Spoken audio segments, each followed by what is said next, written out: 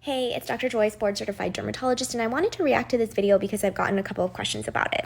There's a couple things I want to point out about this video. So first, even if you do get Botox or fillers, no shame in it. It's just another procedure, another anti-aging maintenance type of procedure that you can get if you want it. If that's your thing, go for it.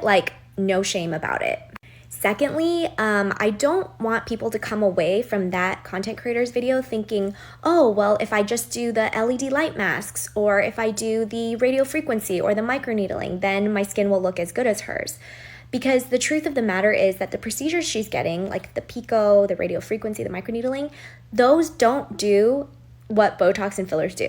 And those procedures don't replace what Botox and fillers do. So Botox works by temporarily reducing your ability to use the facial muscles of expression. So you're not able to raise your eyebrows as firmly, frown as hard, crinkle your eyes as much when you smile.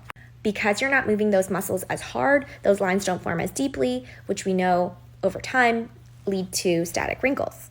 No degree of any type of procedures or topical skincare is going to do the same thing as Botox. They're not going to help you stop your muscles from moving. And they're also not going to erase lines that are already formed. So in that sense, Botox is very different from the other procedures. She gets pico laser, which helps with pigment, radio frequency, which helps with tightening, and microneedling, which helps with acne scars and textural changes.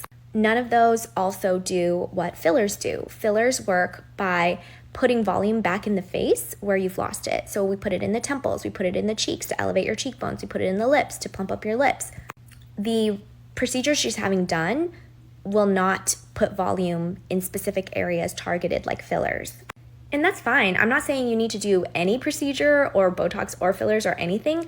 I'm just here to let you guys know that just because you do certain procedures, that doesn't mean that it's going to do everything for you. It's not going to magically erase all your wrinkles, and it's not going to magically plump up your lips or give you filler where you want it. That's why cosmetic treatments are very bespoke. You just get the treatments that your skin needs and that your facial structure needs. Some people need more volume in their cheekbones. Some have more volume loss in their temples and they need filler there. Some people may have particularly strong frontalis muscles and tend to get deeper wrinkles here, so they need Botox here. It's not one size fits all. And so to say oh, this person didn't get Botox or fillers, that must mean I don't need Botox or fillers to achieve a certain look, that's not realistic. Anyways, good skin really comes down to genetics, and good prevention and maintenance